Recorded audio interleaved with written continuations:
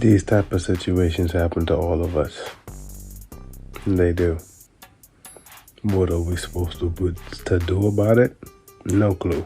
But this is the type of stuff I be worried about, thinking about. What if I make this move and this happens? What if I make that move and that happens? Let's just get into it. My lying wife had a multiple-year-long affair, and the lawyer told me I would lose everything if I divorced her. So I spent years perfecting my payback. My revenge began by discovering my wife Carrie's infidelity after 14 years of marriage and 3 kids. I saw a text appear on her work phone for just a few seconds that would forever change my life. It was a message that was sexually graphic and had no business being on anyone's work phone. It was on the lock screen and the sender's name, Perry, was visible. The world stopped around me. I just froze. My first thoughts were, what the hell was that about? It's her work phone. That kind of message gets people fired. Then it hit me. Was Carrie having an affair? It's amazing how the brain works. I suddenly started remembering a lot of things Carrie had done that seemed odd, but I'd either dismissed them myself or immediately accepted her explanation. She was always walking out of the room to answer a call or return a text and claimed that it would violate HIPAA. She was a nurse. If I overheard her talking about a patient, I accepted this because education has similar privacy laws regarding students. I'm a district school admin. She would sometimes come home with a faint smell of cologne on her clothes and claimed it was from helping to move male patients. Again, I accepted this at face value, but it always struck me as odd how it seemed to have the same scent of cologne. Once the proverbial barn door was open, I started seeing a lot of things that I'd missed before. Our love life in the bedroom had cooled off considerably, which wasn't helped by her having to leave the house at odd hours to fill in for other nurses that called in sick. I also recalled where I'd seen the name Perry before, and a call to the hospital confirmed he was a doctor there. For the next week or so, I was walking around in daze trying to put all of the pieces together. One of our kids had left a book in Carrie's car, so it was an excuse to visit the hospital. My kid went up to get Carrie's car key. I talked to a nurse in the lobby and joked about how work phones seem like a blessing, but all they do is put you on call 24 hours a day. This led to her eventually telling me that the hospital was too cheap to give cell phones to nurses, so only high-level executives got them, which didn't include Carrie. With pretty much everything confirmed, I took some personal time off the next day to talk to a divorce lawyer. The news she gave me was horrible. We lived in a community property state with no-fault divorce. I made more money than Carrie. She'd been the primary caretaker of the kids, and we'd been married for more than 10 years. Basically, if I filed for divorce, I'd be screwed. Lose the house, pay alimony, she'd get a huge chunk of my retirement, and I'd pay child support for the next decade unless I was lucky enough to be awarded joint custody. The worst thing she told me was that it didn't matter that she cheated. It didn't matter. I was crushed. There was only one person I could trust with this kind of information. She was a fellow teacher that had also made the jump to administration, but was stuck at a school site. Let's call her Anne. Anne had been married at 19, but her marriage was annulled when her husband got some other woman pregnant. Since then, she'd focused on her career, and we'd found we were kindred spirits in a lot of ways regarding K-12 education. I talked to Anne. She said something to me that changed my whole mindset. If you don't like the hand you're dealt, change the deck. I realized I had 2 problems. I made more money than Carrie, and she had more time than me to be the primary caretaker of the kids. The second issue was actually kind of easy. At every district office, there are jobs that are fast tracks to higher positions, and there are jobs that administrators suffer through. One of these dead-end regulatory positions was open again. I sat down with our district superintendent and asked about being transferred to that position. At first he was shocked, but I told him that it was my time to take one for the team and it would fill a hole in my admin experience. He agreed. It was really just crunching numbers with no personnel or student interaction, so I could set my schedule, even take a laptop home and work there. With my new free time, I began taking the kids to school, picking them up from school, and taking them home. I'd help them with their homework, make dinner, etc., while the end goal was to become their primary caretaker. I can't explain how much I really enjoyed taking a more active role in their day-to-day lives. My salary hadn't been reduced, so I needed to find a way for Carrie to make a lot more money than she was in current nursing position. I remembered Carrie being mad that her supervisor told her in the future, bachelor degrees will be worthless and everyone will need at least a master's degree. Carrie had worked hard to get her bachelor's, and that supervisor's comment peed all over her hard work. I talked her into starting a master's program. I told her that since I had a much more flexible work schedule, I would keep taking care of the kids. She was reluctant at first. Then I said, you could have every evening free to study or go to class, whatever you want to do. I saw her eyes immediately light up, probably thinking that she could spend more time with Perry. To make sure she was actually completing her master's courses, I paid her tuition and fees directly to her university. It was going to take her between 2 and 3 years to finish. Those years were rough at times. I could tell every time she was rushing off or coming back from seeing Perry. There was an excitement or sense of satisfaction in her eyes that just wasn't there when she was doing her coursework. I had to either smile or pretend I didn't notice. My temper got short at times, and I found myself in arguments over petty nonsense. A couple of times I almost blew the whole charade, having to bite my tongue and apologize rather than scream insults at her that she deserved. Anne remained my confidant through all of this. I recommended her for my previous fast-track position, and she joined me at the district office. Anne was qualified, hardworking, ambitious, and only needed her foot in the door to impress the higher-ups. I even got a few pats on the back for recommending her after she impressed everyone. Anne and I started our own affair. It wasn't some hot-blooded, passionate romance, but two friends giving each other what they need. Without Anne, I wouldn't have been able to maintain the charade of being the oblivious cuckold. But when Carrie would come home smiling after spending time with Perry, I was able to bear it, smiling back because I had my own lover. After 3.5 years, Carrie completed her master's and was promoted at her hospital. Her salary went up substantially and was now higher than mine. When the kids and I made her a congratulations dinner, I made a joke about her being the breadwinner for the family and she laughed, joking back I should be a stay-at-home dad now. A month later, I went back to the lawyer and told her the financial situation had drastically changed. With these new facts, she drafted the petition and filed it. When the kids were with my mother, I had Carrie served. The deputy knocked on our front door and I let him in, pointing at my wife. He asked her name and then handed her a copy of the divorce petition. With the deputy standing there, I told Carrie I knew all about her affair with Perry. I told her to go be happy with her Dr. Lover. She screamed at me, tried to lie, and then made the mistake of rushing toward me. The deputy stopped her and warned her that women go to jail for domestic violence too. He suggested she pack a bag to stay somewhere else. Carrie left after I promised not to tell the kids about her affair. I didn't tell the kids. But I told my mother, who told my sister, who told her kids, who told their cousins, my kids. It took a few days, but eventually the kids knew that Dad was divorcing Mom because she had a boyfriend. In the end, the court granted the divorce, giving me primary custody of our kids. Because I was already their primary caretaker, I kept the house with the promise I'd refinance to buy out Carrie's half. She was ordered to pay child support, and I used that fact to negotiate with her to give up any rights to my retirement if I bought her out.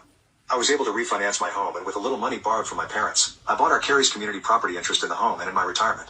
The day she signed all the paperwork with my lawyer finally ending any possible financial obligations to her was the happiest I'd been. I felt like I could finally breathe.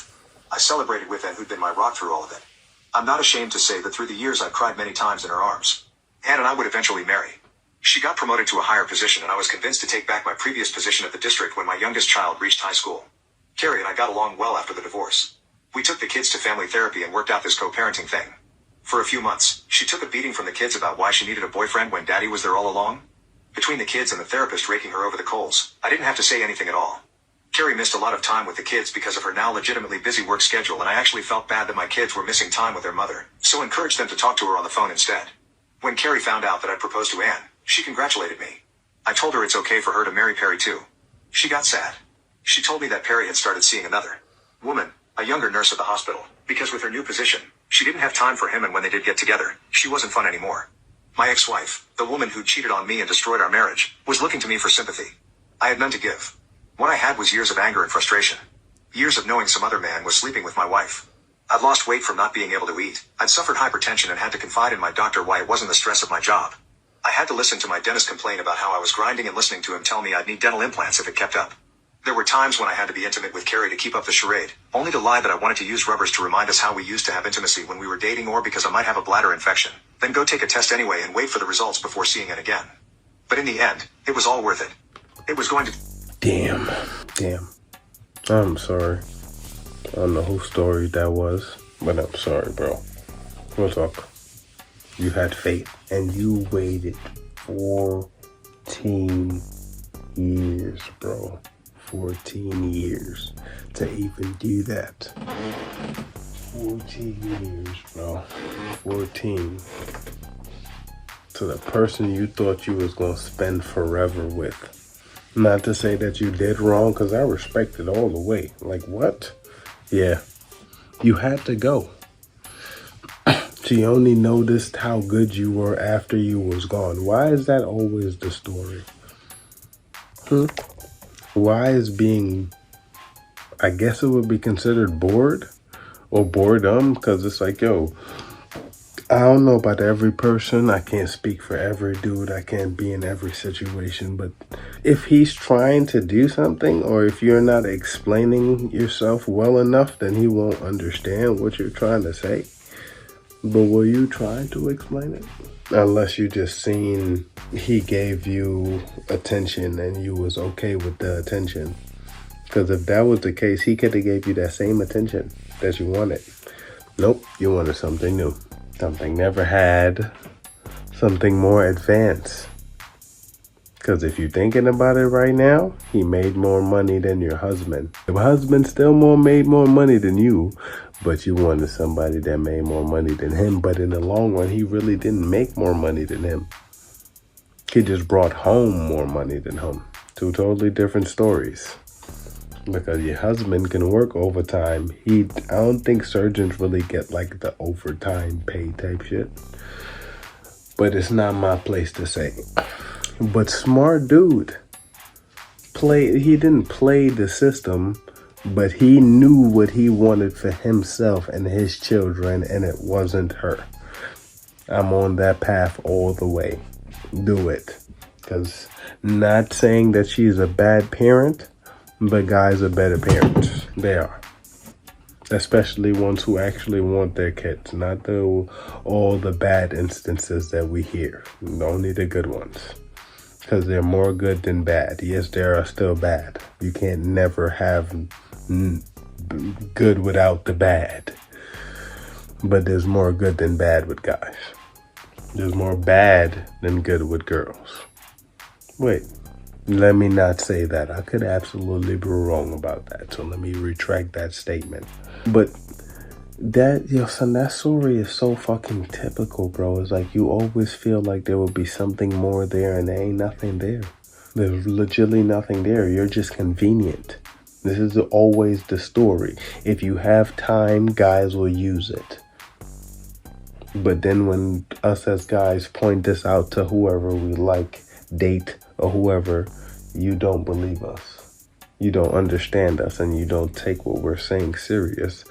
But yet we are the sassy ones, too emotional, this, that, and the third. It's like, yo, what are you talking about?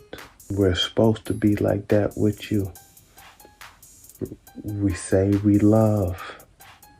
That comes with the territory. Unless I'm wrong. It's like, you want me to care about you or just don't care? Because if I don't care, then go ahead, do whatever you want.